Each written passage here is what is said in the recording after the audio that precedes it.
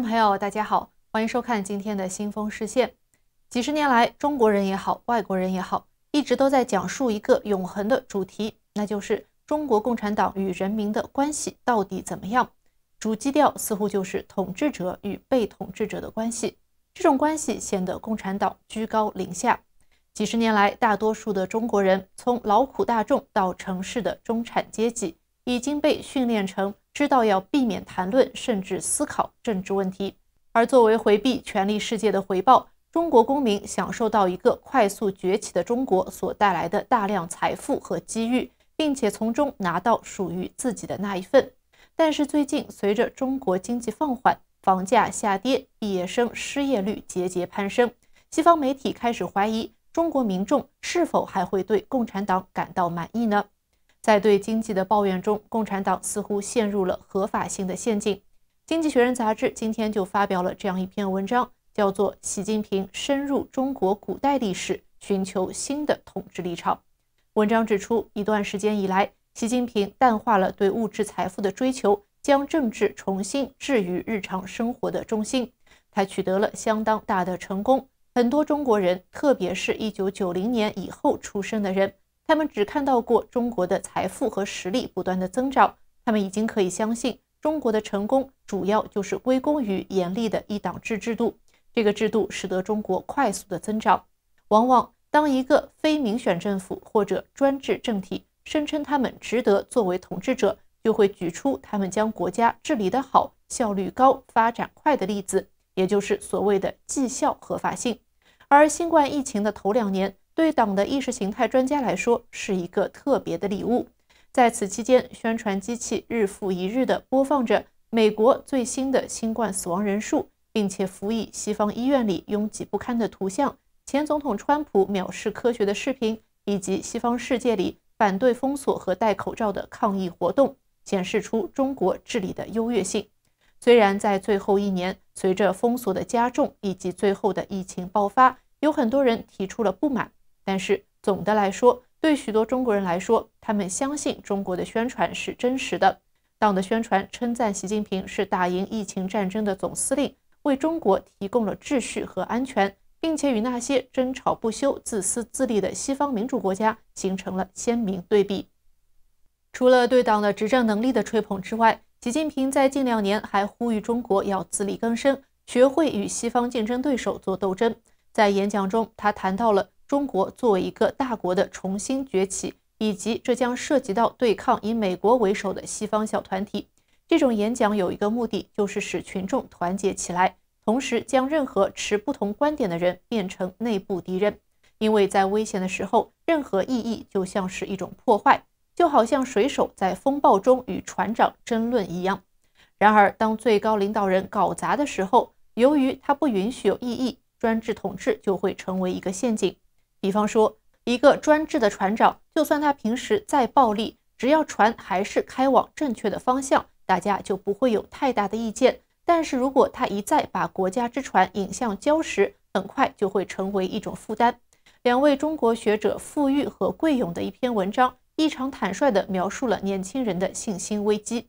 这篇文章聚焦于90后的中国人，描述了他们的爱国主义和对统治者的高度期望，以及社会不平等的差距，以至于努力工作的底层老百姓永远无法追上那些出生在特权阶层的人。这篇题为《当代中国年轻人的5个有趣悖论》的文章，首次发表于2022年，上个月由学术期刊《京师文化评论》重新出版，描述了那些反对私人资本，并且希望有一个强大的国家来驯服他的年轻人。但是这些年轻人正在遭遇信心危机，导致许多人回避婚姻，并且拒绝生孩子。更糟糕的是，自从这篇报道首次发表以来，中国已经经历了清零政策的突然崩溃和大量死亡数字的隐瞒，进一步破坏了公众的信心。6月2号，习近平以中国的特殊文化为基础，概述了他最广泛的统治主张。他称中国是唯一一个几千年来都没有中断的文明。习近平说，与自由主义价值观趋同，就是对之前每一个朝代的背叛，似乎是在暗示中国文明高度一致的事实是中华民族必须走自己道路的根本原因。习近平说，由于中华文明异常统一，不同的民族必须融合，国家必须统一，用中国文化给统一西藏和台湾找到了理由。随后，人民日报发表评论，解释为什么习近平强调文化自信在机遇、风险和挑战并存的危机时刻至关重要。人民日报说，光有经济实力是不够的，如果中国的经济发展了，但是他的精神却丧失了，这个国家还能被称为强大吗？退一步讲，习近平正在精心设计一种可能被称为文明的合法性的呼吁。当公众对经济放缓和疫情最终的结局感到失望时，习近平试图从历史中找到共产党管理的合法性。毕竟，谁敢来挑战一个5000年来未曾改变的统治授权呢？而外国政府应该如何与这种沙文主义打交道，就是另一个不同的令人担忧的问题了。以上就是今天新风事件的全部内容，感谢您的收看。如果喜欢，记得点赞并且订阅我们的频道。我们下期节目再见。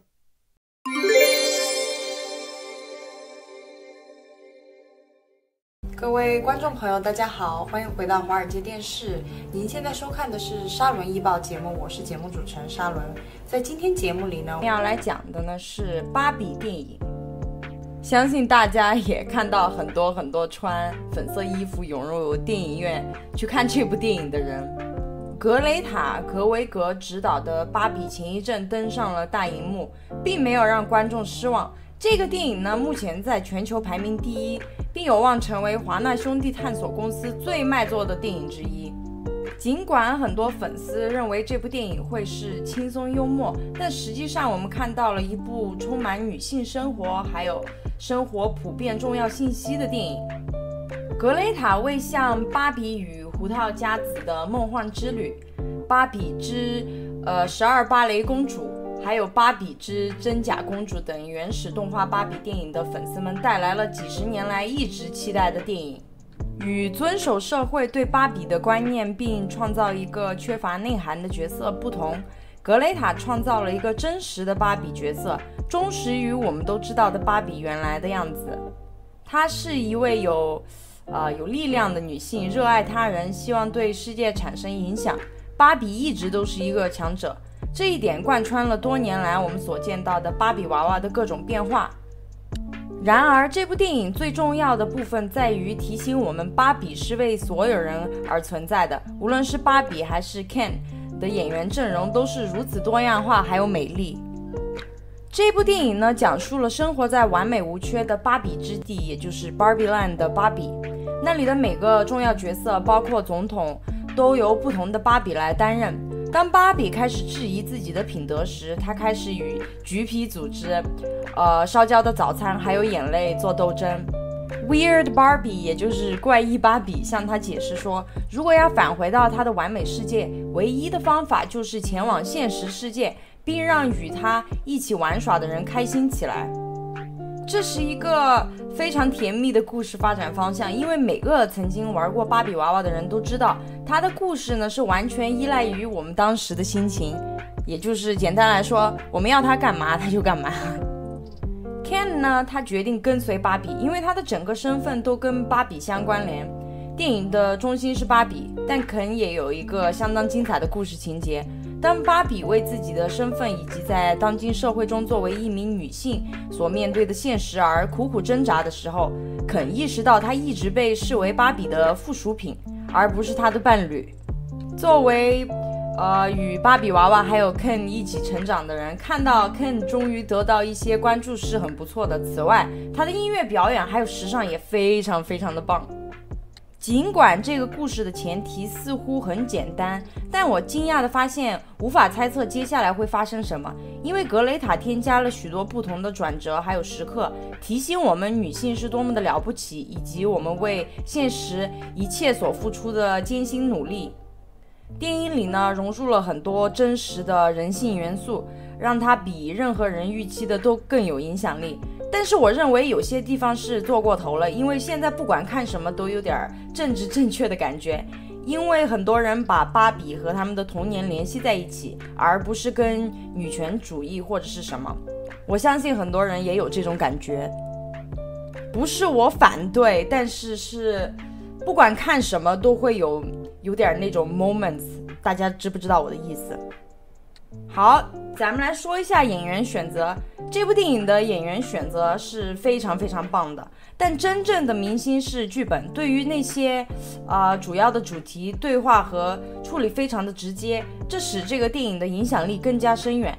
当然，除了电影的更加严肃的情节之外，还有大量轻松幽默的元素，这让整部电影既平衡又令人愉快。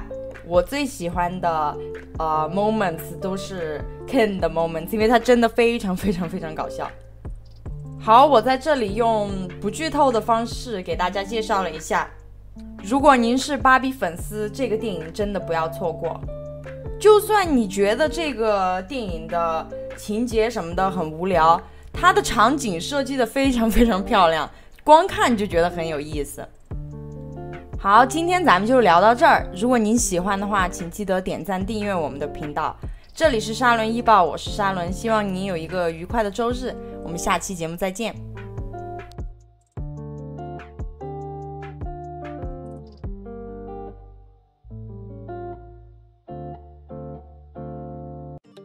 Good evening and good afternoon and good morning.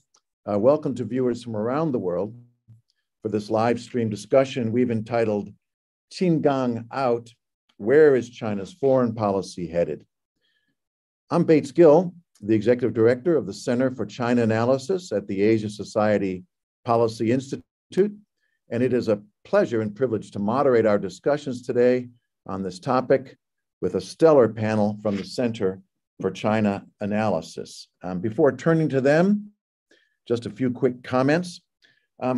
Developments in the past couple of weeks in relation to the former Chinese Foreign Minister, Qin Gang, have been nothing short of remarkable in many respects. And yet, especially for those of us who have followed elite politics in the People's Republic of China for a long time, we can also see a lot of familiar reflections from times past, telling us more about the nature of the party and its political system than about any particular individual circumstances of those at or near the top.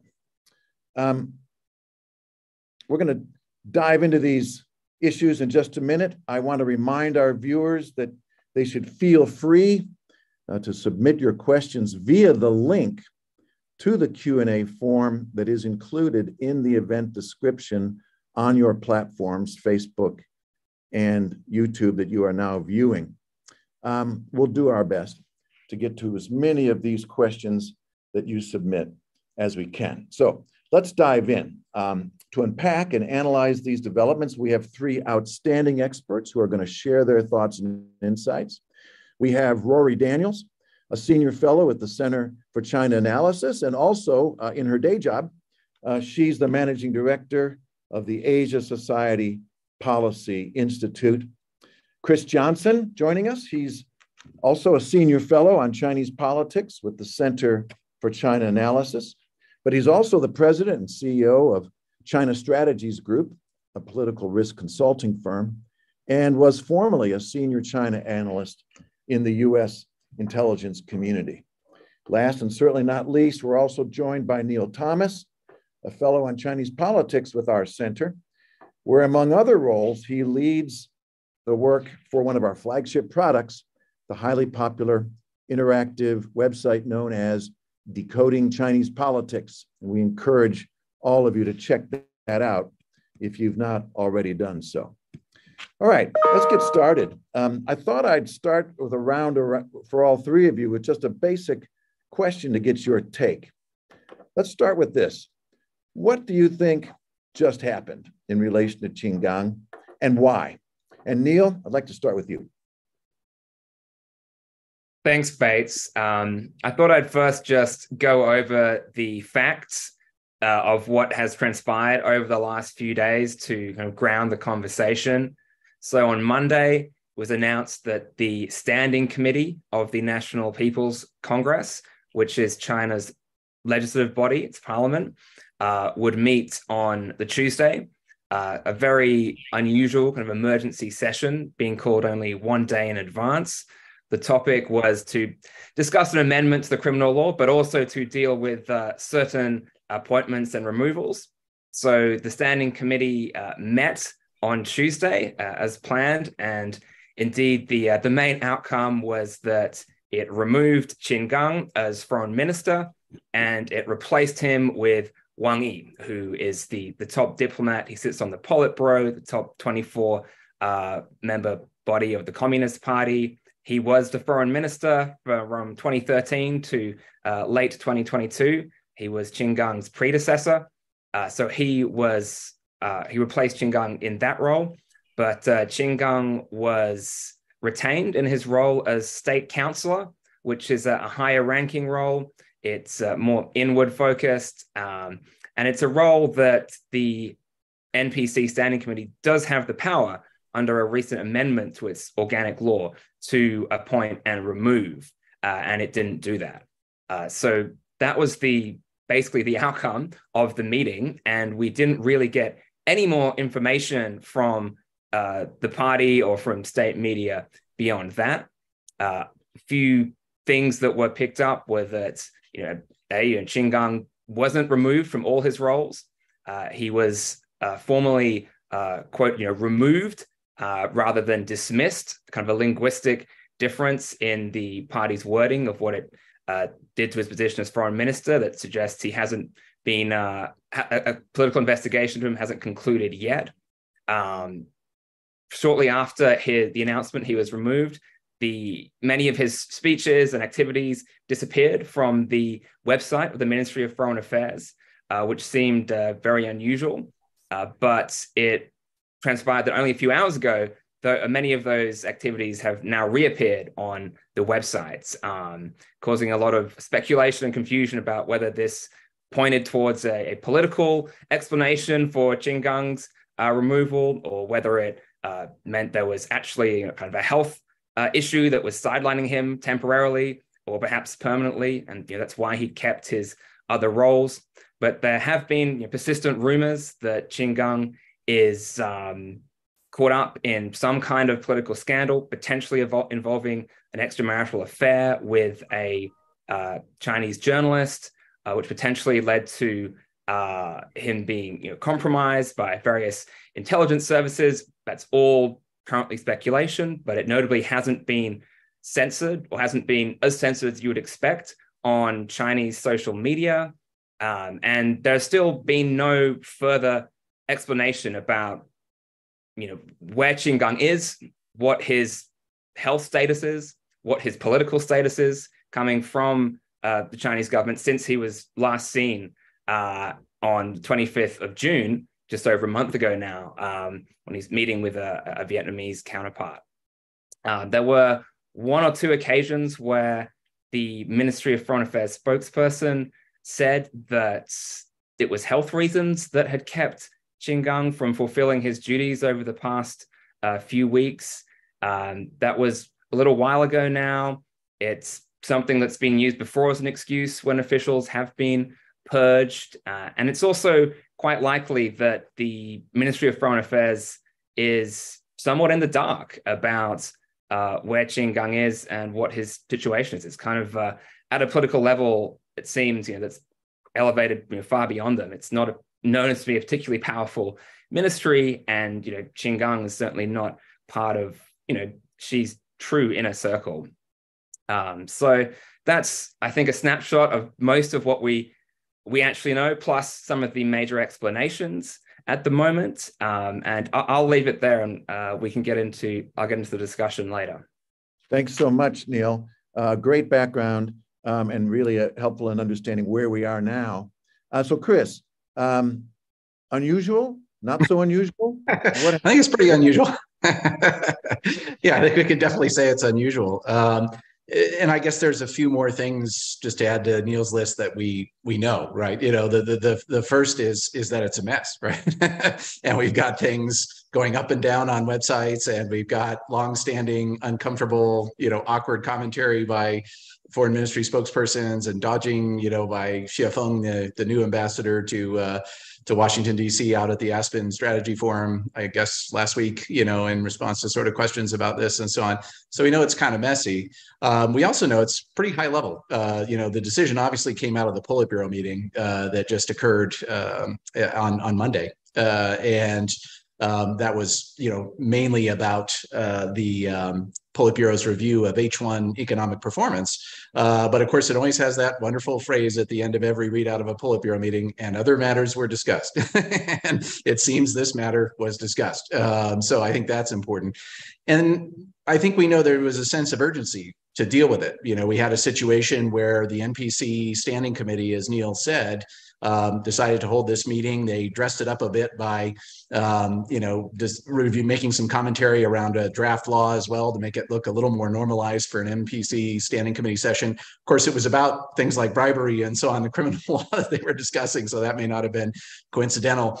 But most importantly, it was called in a day, right? You know, and the NPC's own regulations indicate that a minimum of 7 days are required typically in a non-emergency situation for them to be able to hold one of these meetings. So that tells us it's an emergency situation. So, you know, I think that's another piece that we know. So that's all, I think, very important to sort of keep in mind. And I think, you know, to some degree, the move of Wang Yi over probably as a placeholder, although I'm sure we'll get more into that, to stabilize things, but also that they sent a Politburo level official over there, right? Which is something that they've done in the past when we have issues other than health, political issues. And it's hard for me to believe this is health. Of course, the CCP is wonky about health issues, you know, and so on. They're very careful about these things. And when Yang Jiechi, until recently the top diplomat and Politburo member in Wang Yi's position, had a massive heart attack in the United States as when he was ambassador to Washington, he was not seen for a goodly while. But we didn't have social media or any of these sort of things that we have now, right, to be able to sort of determine. So it wasn't noticed as much, I think, at that time. In terms of the various rumors, I mean, I'm with Neil. There's a lot of stuff out there. I would just exercise my former hat to indicate I'm very doubtful that this is a situation of either the British, US, or other allied intelligence services using what the Russians would call compromat against Qin Gang. You know, in my experience, Western services don't tend to use that tactic, in part because you get a very unreliable source when they're being blackmailed most of the time. So I find that hard to believe. The issue with the CCTV reporter seems much more believable. I mean, there's some crazy elements here. The tweeting that she did, of course, this revelation that the photo that's hanging in the Chinese embassy, which was still hanging as of a night or two ago of Qin Gang, is sort of excerpted from an interview that he did with this lady, which is, you know, really quite interesting. And unfortunately for women's rights in China, there's a long history of senior officials sort of taking on these newsreaders as paramours. Jiang Zemin was legendary for it when he was president, at times having multiple of them going. In my former capacity, we knew of several of these, you know, sort of situations. So it's not uncommon. So in my mind, that doesn't stretch credulity too much. And then just real quickly before turning it over to Rory, you know, one thing that we've seen in a lot of the commentary is that the suddenness and the opacity around this, you know, is somehow a reflection of what some analysts have called the volatility of, you know, Uber Xi Jinping, right? That, and then implying that we would not have seen this in the past. My sense is that's just not true. You know, in the past, we had actually surprising, opaque, and volatile purges of much more senior leaders than a minister, Politburo members. So obviously, famous case of Bo Xilai in 2012, which was quite volatile. The purge of Chen Shitong as Beijing secretary in 1995 by then President Jiang Zemin, and the purge of the Shanghai Party secretary Chen Liangyu in 2006 by Hu Jintao. So we've seen this movie before, and I think that speaks to the fact that this is something that's sort of innate to these kind of systems, right? Everyone is fine until they're not fine. So let me stop there. Thanks, Chris. Great readout, great insights. Rory, what's your take on all of this? Yeah, I think I'll build on what my colleagues have said by talking a little bit about not just what happened, but why we don't know what happened. And the reason we don't know what happened is because the issue of elite politics in China is one that's closely guarded at the very top. And that's a feature of the system that I think needs to be unpacked and explored through the example of Qin Gong's abrupt removal as foreign minister. The fact is that it almost doesn't really matter if he was removed for health reasons, for corruption reasons, because he either endangered national security or was involved in an incident like the ones that Chris mentioned that would have embarrassed the party, would have embarrassed the leadership. The fact is that we mere mortals are not supposed to know what is going on at the highest levels of Chinese politics. And that's a feature of the system, as Chris said, that has been around for a really, really long time. And it's exemplified by the events of the last 2 weeks. I think it is, likely as well that there are elements to Xi Jinping's relationship that Qin Gong that make this particularly tight, that make this a particularly tight information environment. China, even though it had purged other officials in the past, we typically did know a little bit more about those situations as they developed than we do about this one. And it's certainly clear that Qin Gong is seen, at least by outsiders, as directly tied to Xi Jinping, that Xi Jinping is seen as promoting Qin Gong up through the leadership, perhaps over other people who would have had more typical qualifications for the job. So I do think there's a linkage here between the tightness of the information environment, Qin Gong's leaks to Xi Jinping, and the overall information environment in Xi Jinping's China. Certainly not something that is unique to Xi Jinping's China or to China in general, but something that has tightened up over the course of Xi Jinping's tenure. I think I'll leave it there for now. Thanks very much, Roy, and thanks also to Chris and Neil. Look, what you've done, I think, is great because I think it helps our viewers and the broader watching audience out there kind of separate the wheat from the chaff a bit. This has been a really fun parlor game for lots of us to speculate, but it's your deeper insights about what are some of the reliable signals that we're getting to help us get a little closer to what is probably going on. But at the end of the day, it's still a lot of speculation and a lot we don't know. So what I'd like to do, sort of move on from what happened and why, more directly focused on Qin Gong's circumstances. And let's talk a little bit more broadly about what the implications might be going forward in two particular areas. One, does this signal any sort of rumblings, difficulties, challenges going forward within the domestic political scene in China? That's one sort of area I'd like to hear from you. Secondly, and more broadly, what does this tell us about foreign policy? Can we expect changes there? Relations with the outside world, China's image, and so forth. But let's start with the first of those two, impact on Chinese elite politics. Roy, let me turn to you first and get your thoughts on that. Yeah, absolutely. I mean, I think, again, what the situation shows is that politics don't stop just because it seems as though Xi Jinping is in charge of all of China and all of the Chinese bureaucracy. There are certainly, people in elite circles in China that may have been displeased by Qin Gong's promotion and therefore may have had reason to bring to light information about him that was unsavory. I mean, that's all assuming, of course, that he was removed for disciplinary reasons or corruption reasons.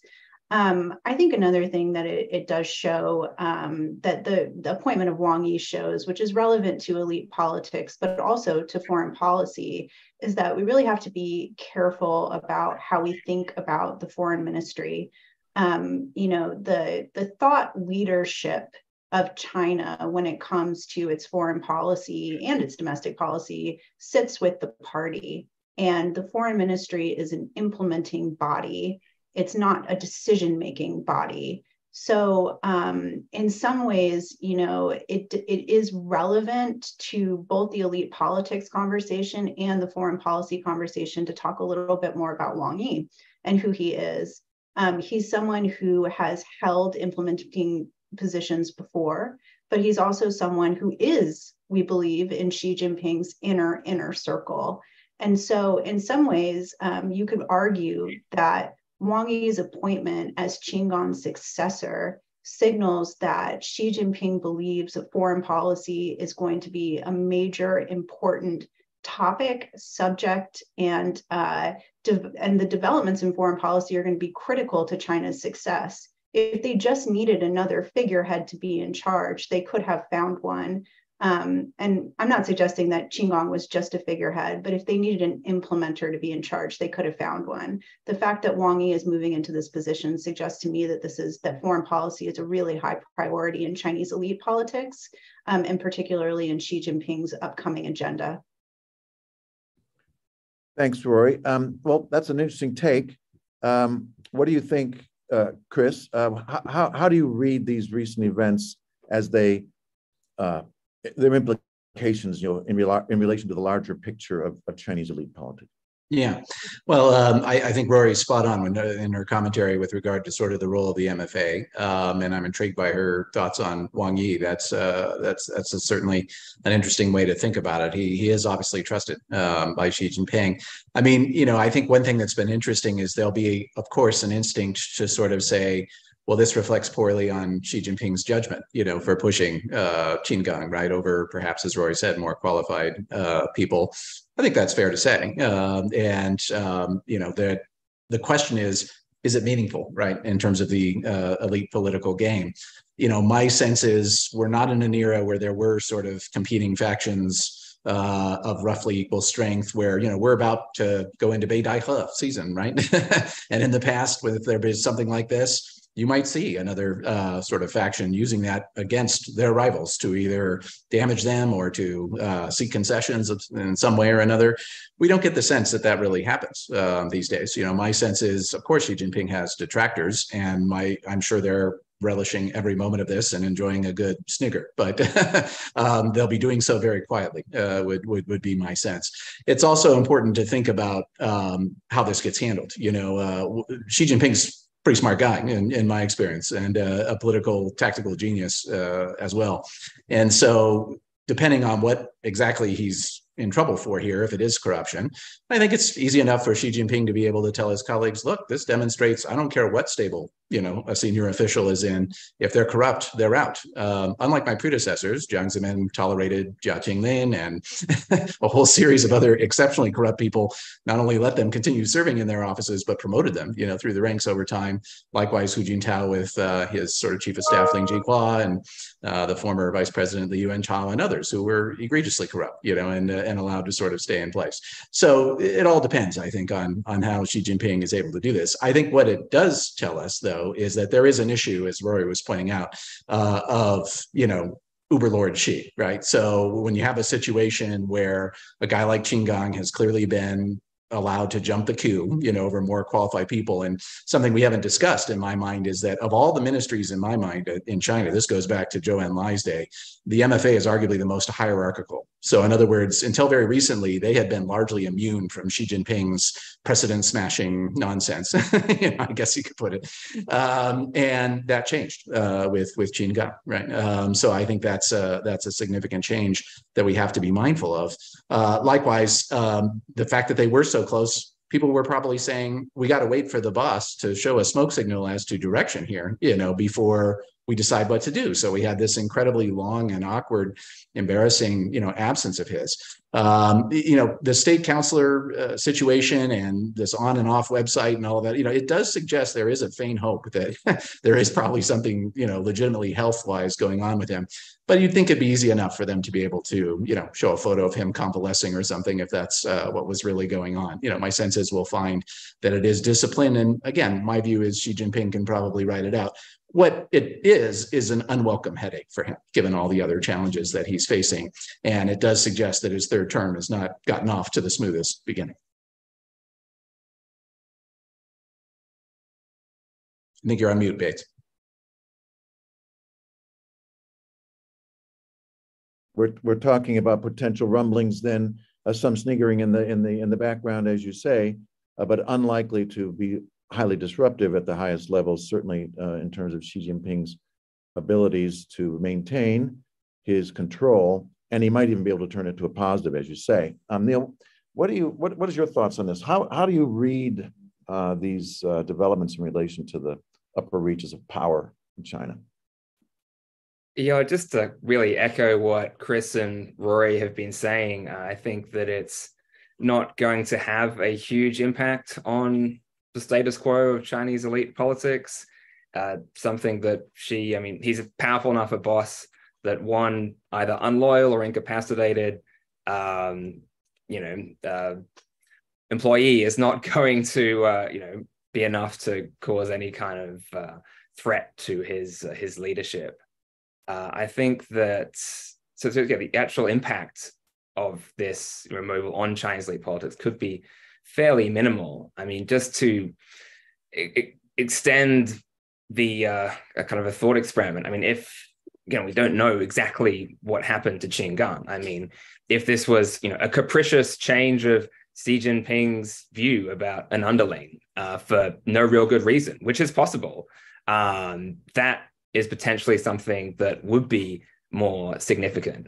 And that might be something that starts happening more often in Xi's third term. This is, again, pure speculation. But if indeed this is the beginning of more regular purges of higher level people in the party, that's when it could actually become more significant, because you just have this situation where even being an ally of Xi, someone who's known him in the past, someone who's demonstrated loyalty to him, who seems to be in his favor, if even those types of people start getting purged more often, perhaps for no discernible reason apart from Xi's favor, then you get a kind of a chilling effect across the top of the party. And when everyone kind of be more fearful of their position, no one feels safe, that's when you really kind of get more either overzealous implementation of small things Xi says, and kind of total paralysis policy-wise on anything else.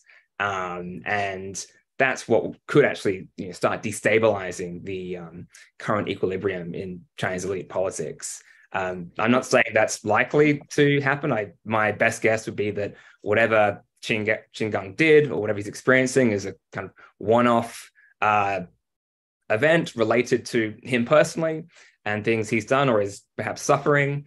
But in terms of what would actually matter a bit more, at least, for thinking about the political and perhaps policy trajectory of Xi's third term and beyond, it would, I think, only be if we started seeing this happening a lot more. Just to build on that, Bates, real quickly, I think, though, it is very important what they do next. If this is allowed to just kind of go on with no official explanation for too terribly much longer, whether it's actually what's happening behind the scenes or not, a lot of elite cadre are going to start having those sweats that Neil is talking about, and I think that is destabilizing for them. Now, sometimes we see from Xi Jinping, he kind of likes it when people are sweating. And, there's an element of that. And there's obviously a lot of comparisons at times between he and Mao Zedong. And of course, that was one of Mao's favorite pastimes, was to make his subordinates nervous. But it seems to me they've got to speak up, in relatively quick order. Yes, discipline, inspection, investigations take a relatively long time sometimes, but you would think they would have had their ducks relatively in a row, before removing him. It'll be very interesting to see what happens. And my sense is they've got to say something in the next couple of weeks. When Bo Xilai fell, it was very quick. It was announced he was removed as the Chongqing party secretary, and it was either the next day or certainly within 48 hours that, the slew of accusations came out against him and so on. So be very interesting to see what they do next. And I suppose it would make some sense that might occur before the Beidai meetings that you referenced, the annual leadership confab on the coast. So perhaps we'll be seeing something coming up relatively soon. I very much agree that some explanation has to come out. And what's interesting about this conversation, of course, is that I think also already referenced is that even within the leadership itself, even within relatively senior people of the foreign ministry, there may well be a similar sort of speculation and ignorance about what's going on, even at that level, which again speaks volumes about the system. Well, there's a reason why, you know, Xie Feng and every other ambassador across the world has gone dark in their Twitter spaces and so on. They've gotten very quiet in the last few days. Yeah, even the most prolific ones. One other, before we turn to the broader question of how this might be affecting China's external relationships, I want to get a quick round here. We had a question coming across earlier, speculating whether or not Qin Gang was seen as too pro-American. Does that make any sense to you, Neil or Rory? I don't think that Qin Gang was seen as particularly pro-American. I mean, my understanding is that he didn't have a very good reception in Washington, and was not seen as someone who built a lot of deep US relationships. I find the idea that this has to do with the policy difference between Qin Gang and the top Chinese leadership a little bit difficult to swallow. You know, this is not the type of action that I think would normally be taken in the case of a policy difference. You know, if there was a policy difference, someone might, you know, be called out for a couple of weeks to talk to the Chinese leadership about correcting their position, but unlikely to be summarily removed from their post with such little explanation. Again, as Neil said, maybe this is a new feature and we'll have to wait and see on that. But from my perspective, I don't think that there was any policy difference about the US or otherwise that would have led to this level of scrutiny on Qin Gang, his removal. And the reason is because this does not look good to the outside world. I disagree with my colleagues a little bit that international curiosity is going to prompt Xi Jinping and the leadership in Beijing to give us an explanation for what is happening. I don't think that, you know, that's something that really motivates the Chinese leadership. But I do think that this is an incident that does remind the world about the deep opacity in the Chinese system, and it might inject a little bit of nervousness about whether or not the person we're talking to as an official in one country to an official in China is a reliable person and is someone who can, you know, comfortably make, you know, commitments on behalf of Beijing. So while it's not good, I'm just not sure that, you know, international curiosity is going to be the prompt that allows us to get more information. Well, that was a brilliant segue, Rory, to talk about the issues about, you know, the international implications of this. Before we get to that, I want to just remind our viewers once again that you're more than free to submit your questions. We'll try to get to as many as we can. That would be via the link to the question and answer form that is included in the event description on the platform that you are currently viewing, and we'll try to get to those. But just to turn back to the panel briefly, let's think a little bit more about the international implications that Rory has just brought up for us. I wanted to turn first to you, Chris, and maybe think about this in two levels. But you're welcome to respond as you like. But there are the broader questions of image, you know, reliability, you know, who and what kind of country are we dealing with here? But then I suppose it might also have some impact on specific issues. So I don't know if you think it's going to matter, for example, in terms of relations with Ukraine, with the United States, with Russia, with the global South. And I suppose it might matter also when we start speculating about who might be the successor after Wang Yi, presuming that Wang Yi is not going to hold this, you know, for an extended period of time. Right. So what are your thoughts on that, Chris? Yeah, well, there's a lot to unpack there, but I think both those levels obviously matter a lot. Just to sort of amplify a few of Rory's comments, for me, I agree with her 100%. I don't think the leadership gives a fig about what international observers think. I was thinking more of the domestic audience will want to know what's going on here, you know, sort of in response to some of the and it grinds the gears to a halt, right, in foreign embassies and so on. So the leadership needs to provide some sort of sense, you know, what's happening. Presumably, the MFA is sending cables to their embassies, but they're probably pretty vague, would be my guess at this stage. I guess the other thing that Rory raised, which I think is super important, is this whole issue of reliability of ministers. This is a feature, not a bug, of Xi Jinping's leadership. This has been going on since the very beginning when he rewired the system, right, to sort of take what used to be solid lines in the system and make them dashed lines, right? By creating all these new leading groups that then became commissions and so on and so forth. I mean, there was a time and a place where if you went to a minister and that person, a decision that was in that person's wheelhouse was happening, that person should be able to speak authoritatively to what policy would be. I can tell you in my personal experience, I've had that not happen a few times, very embarrassingly for that person. So, this is a significant issue that I think we confront. In terms of the impacts on overall foreign policy, well, and then the other point I would just say, anyone who thinks Qin Gang was pro-US clearly has never had a meeting with Qin Gang. But my sense is that it will have a minimal impact. I mean, to what Rory said earlier, the foreign ministry is largely an implementing body. Xi Jinping runs foreign policy. That's very clear.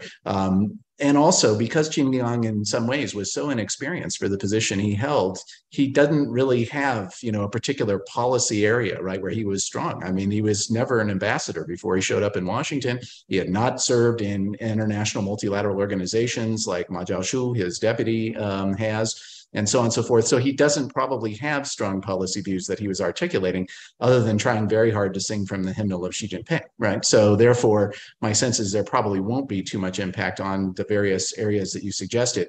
Where we might see a slight blip is in the area of this effort to sort of stabilize US-China relations, right? Because of course, Qin Gang was supposed to visit Washington relatively soon.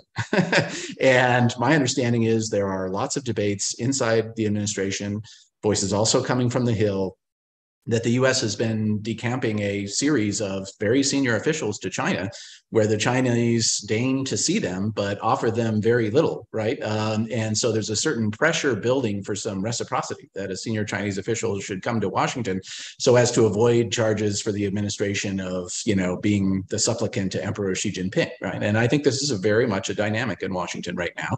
Qin Gang was supposed to solve that problem, and now he won't. So will they quickly have Wang Yi, trot his way over here, and how do they align that given the kind of Wang Yi to Jake Sullivan more senior relationship that had been established already?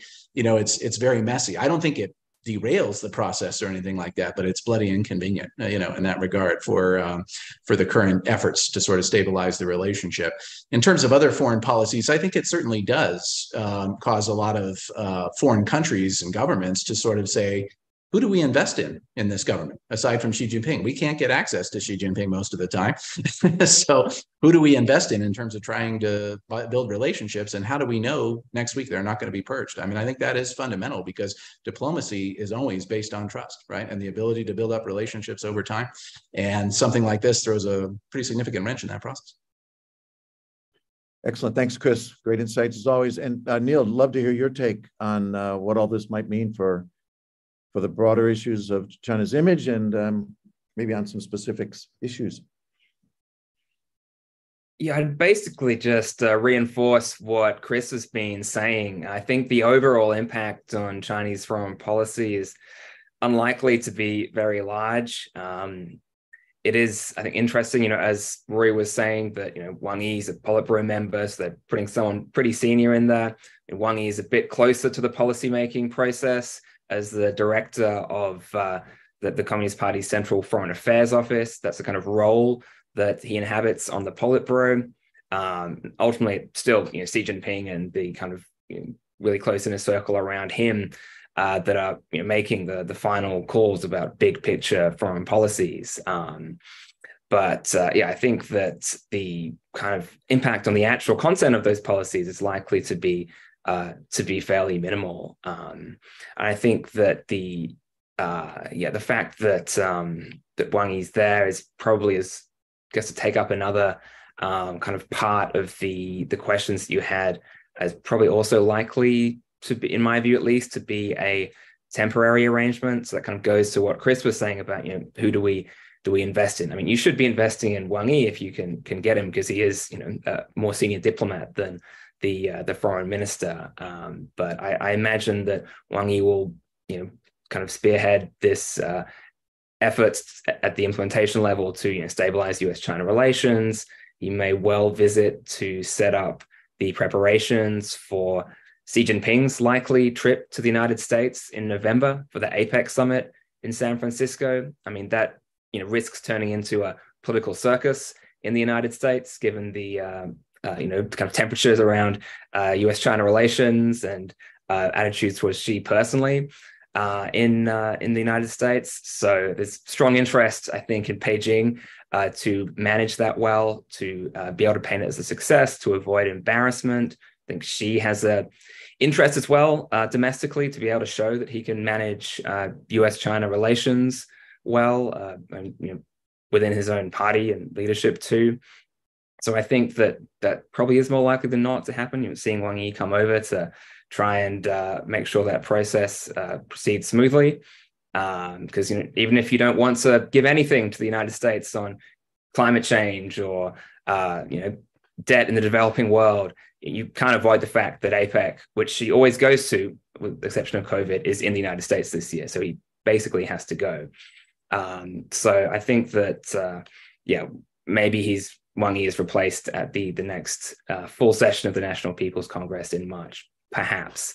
And, because he's doing the job of two people, which, can only do for so long without kind of straining China's diplomatic capacity. Because, I mean, the protocol is important in terms of, who you can meet. I think that was one of the reasons that whatever's happening with Qin Gang, if he's in trouble, if he's got health issues, why do you replace him as foreign minister, but not as state counselor? Because the foreign minister thing just matters from a very practical point of view. Like the British foreign minister had to cancel a meeting with his Chinese counterpart recently because there just wasn't a counterpart for him to meet with. And you don't want to meet someone who's more junior than you. You're not going to get a meeting with someone more senior. Those are sensitive political calculations. So now Wang Yi is he is a counterpart for people at that level in other countries, so they can proceed with those meetings. But he also has his other job to do. So that's, I think, my view why it might not last for the next 4 years till the next Party Congress. Yeah, hard to believe that it would. And maybe in a little while we could get into some thinking about who might then be coming along to take up this role down the track. But I want to hear from Rory as well. Get some further thoughts from you, Rory, about the where we're going in the next 4 or 5 months with this change, with Wang Yi in place. How do you see it affecting important elements of China's foreign policy and foreign relations? Yeah, well, I think Wang Yi is really a brilliant choice to replace Qin Gang for all the reasons that Neil and Chris just outlined. I mean, if you need somebody who has relationships, Wang Yi has the relationships to move the foreign policy along. If you need someone to go cable all the diplomats and say, hey, proceed as business as usual and don't ask me any more questions, Wang Yi is certainly the person who could do that. But I also think that, Wang Yi is also deeply steeped in major power relationships. So whether that's between the US and China, Russia, China, Europe, China, Wang Yi has the type of relationships and experience that really allows him to be a good interlocutor and implementer of foreign policy in the months ahead. There's also the non-inconsequential issue of Taiwan. And one piece of Wang Yi's longtime portfolio that I think will come to bear, particularly in the next several months leading up to the January 2024 Taiwan election, is that Wang Yi was the head of the Taiwan Affairs Office, the implementing body for Chinese Taiwan policy, just before he became foreign minister. And not only was he the head of this office, but he was the head of the office at the high point for cross-Taiwan Strait relations. So during the time that Wang Yi was in charge of the Taiwan Affairs Office, there was the signing of the Economic Cooperation Framework Agreement between the two sides, ECFA, which really defined the cross-strait trade relationship and still does. There was the using the basis of the 1992 consensus, this idea that both sides agree that there's one China, but they have different interpretations as to what that one China looks like or who governs it, as the basis for all kinds of exchanges, party-to-party exchanges, other exchanges So Wang Yi has this really deep knowledge of Taiwan, and even some of the key Taiwan political players who might be potentially, playing a part in this election are people that that were in politics at that time. People like Lai Ching-te, who is the candidate for the Democratic Progressive Party, or DPP. So, and it's not only that there's this important Taiwan election coming, it's that in that intervening period when Wang Yi was foreign minister, the Taiwan issue has become so internationalized. I don't think that there's ever been a meeting, in the history of US-China relations where the Chinese foreign minister didn't start with his US counterpart by saying, Taiwan is a part of China and I need you to adhere to the one China principle. That's not new. What is new is that this has not just become a phrase of art that China needs to say over and over again to the United States. It now needs to say it to Japan. It needs to say it to Korea. It needs to say it to the UK. It needs to say it to France and to all of these other countries that have expressed concern about peace and stability in the Taiwan Strait. We don't know what's going to happen in January 2024, but it's likely that whoever comes to power in Taiwan is going to be dealing with the instability in a cross-strait situation, probably at the lowest point that it's been in many, many years. And having Wang Yi in the room with his foreign counterparts, giving the Chinese narrative, deeply understanding the issues, understanding the players involved is going to be a really invaluable asset for China in this period ahead. Similarly, just last point on APEC, this is a forum to which Taiwan is invited. Taiwan is an economy member of APEC. So I think one reason that China must be, quite invested in getting Xi Jinping into the November summit at APEC is that it does create a power play against whatever Taiwan representative is there. Now, Taiwan would never send its president to APEC. It always sends a private sector official representing the head of the Taiwan delegation. But the fact is that you could imagine situations if the Chinese president is not in the room, that the Taiwan delegation would have more and more opportunities to meet with their counterparts to create a media narrative that Taiwan is being treated really well at this summit. And Beijing is absent. So I think all of these reasons, really point to why it's important to have Wang Yi in this position now, and why he may very well stay past January 2024 and into the intervening period in order to properly handle the Taiwan issue at this time.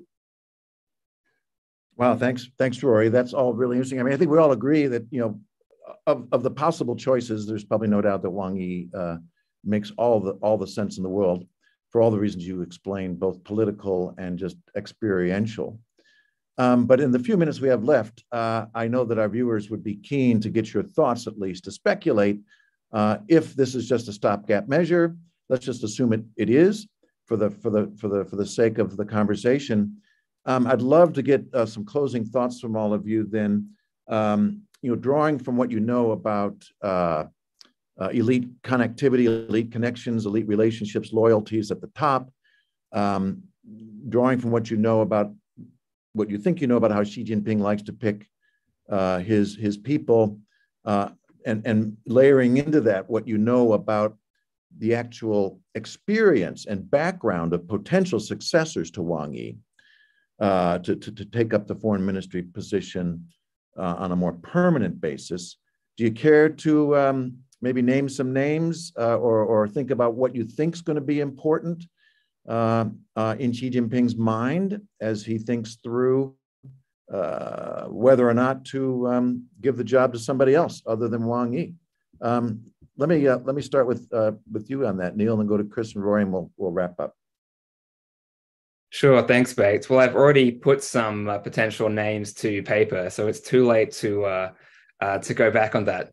In the spirit of speculation, though, I must say, the first thing to remember is Xi Jinping has bent or broken a host of the previous norms around promotions and retirement ages that used to provide a more reliable guide to potential candidates for higher office. And I think the 20th Party Congress was a great example of this. And Wang Yi himself is an example of this. He was supposedly too old to stay on the Politburo under, a kind of a 20-year-old or so norm that had operated since 2002. He turned 69, but it was meant to be if you were 68 or older, you retired. He didn't retire. He was, granted an exception because he's, probably seen as the only person who is politically reliable and professionally capable enough for the job. And I think those are kind of the two main criteria, if you like, that would be floating around Xi Jinping's mind. You need someone has some diplomatic chops, because this is a fairly specialized job, but also someone who you totally trust, especially if there's just been some kind of spying or political reliability scandal that has brought down Qin Gang. That would be very much top of mind. I mean, it is worth remembering that I think it is possible that Qin Gang returns to office as foreign minister. It's not my base case, but if indeed he is unwell, which is still a possibility, then maybe he needs 2 or 3 months to recover, and then he's back, he's fighting fit, and they just swap him back in at another meeting of the NPC Standing Committee. That's not impossible, right? So he could be back. It would be a pretty stunning kind of reversal of many of the narratives we're building up around the event, but it's possible, and it's important to remember that. But assuming that Qin Gang is in some kind of political trouble and he's not going to return as foreign minister, or he's maybe too sick to return as foreign minister, he has a long-term health issue, then if we're looking at this combination of people who have some serious experience in diplomacy and who are politically close to Xi, I mean, the name that kind of rises to the top of my list, not necessarily as an overwhelming favorite, but if I had to pick anyone, it'd probably be Liu Jianchao, who's the current director of the party's international department. So he's a ministerial level official. He's on the central committee. He was a career diplomat for the first big chunk of his career. He rose to assistant minister. He was ambassador to the Philippines and Indonesia. He's a fluent English speaker. He's actually at Chatham House just a month or two ago, giving an event there in London. He studied at Oxford as well, international relations, for a year in the 80s. So, he's got diplomatic chops, but he's also had kind of an unusually political career in the last decade or so under Xi Jinping. So he worked in the old National Bureau of Corruption Prevention from 2015 for a couple of years. He was the deputy director there, and his role there was kind of to be in charge of Operation Fox Hunt, basically Xi's campaign to track down corrupt officials who'd fled abroad or who alleged to have fled abroad with ill-gotten gains, and kind of get them back to China, get their money back. So he's being close to the heart of the anti-corruption campaign, obviously big political priority for Xi, especially in his first term.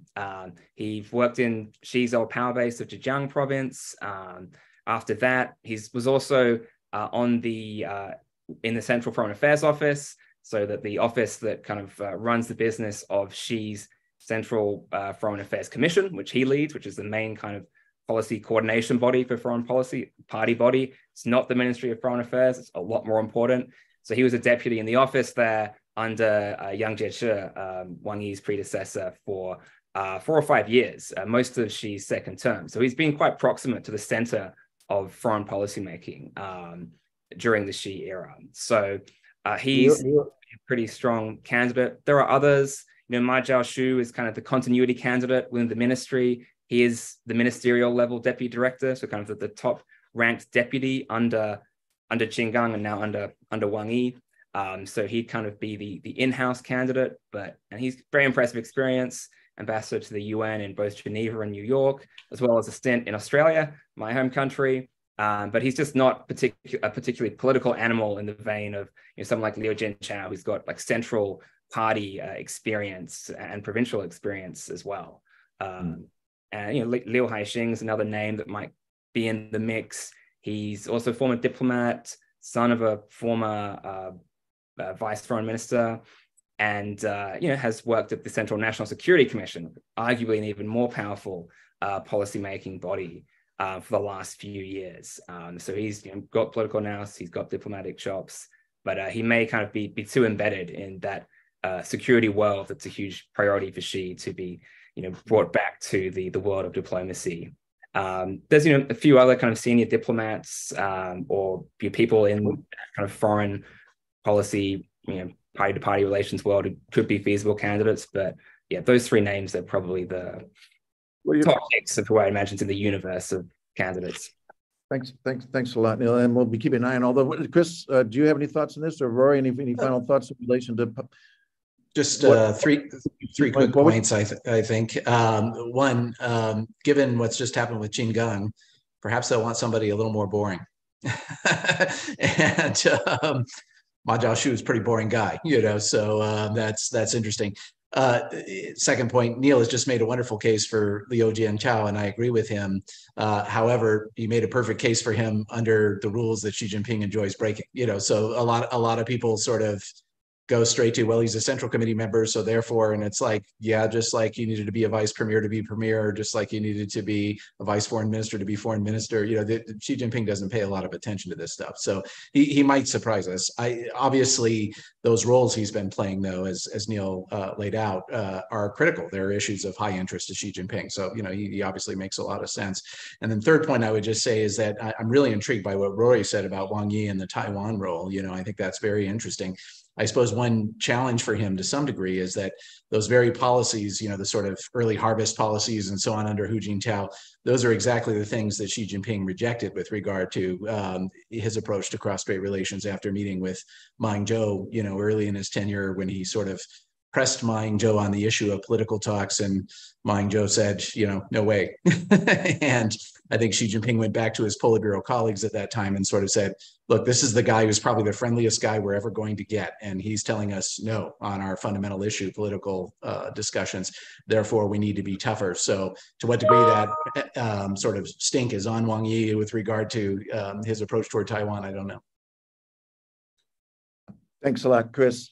Give the last word over to you, Rory. What are some of the big thoughts you have in your mind as we look ahead and contemplate what's transpired over the last month? Well, I think, on this last point that Chris mentioned, kind of a Taiwan hangover on Wang Yi, I think probably not. I don't think he would get foreign ministry position if there was a sense that retain, become an inner member of Xi's circle over these last 10 years, if there was a sense that the Taiwan issue was on him. I do think it's interesting, Chris's analysis of Xi Jinping kind of giving up on any political party in Taiwan. That tracks really well with kind of what I've studied about Beijing's take on Taipei over the last 10 years. But in terms of, who's going to be the next foreign minister, let me just make 2 points. One is that whoever it is going to have to take some time and build relationships, and having Wang Yi step in as an interim person does make that possible. So I would definitely be looking for senior Chinese officials who are traveling abroad as likely candidates for the next position. The second point I'll make, which is maybe a little bit more pedestrian, but I just want to remind everybody that this is a bureaucracy we're talking about, is that sometimes you make the decision about who becomes the next foreign minister based on whether or not you can replace that person at their current position. So, there's always the kind of curse of competence that might also come into play here. Perhaps Liu Jintao is exactly where he needs to be for Xi Jinping right now, and therefore doesn't make sense as a foreign minister. It does go to show you how little we really know about the inner workings of Xi's agenda. But personnel issues in a bureaucracy are often, decided on very complex terms and are not simply about finding the right candidate. Thanks so much, Roy. That's a great place to wrap up. I mean, let's just say that, here at the Center for China Analysis, Asia Society Policy Institute, it's exactly this kind of work of trying to dig into this, fully aware that we don't have all the answers, but we're probably better off than most in getting to them. And trying to provide them to the outside world just in this type of a format and elsewhere. So let me wrap up our discussion here, thanking our viewers and audience for joining us. We hope you found it useful. Please do be in touch with us if you care to follow up. And most of all, thanks to the excellent insights and contributions made here today by Rory Daniels, Chris Johnson, and Neil Thomas. So thanks again, and good evening, Good afternoon and good morning to all. Thanks, Bates.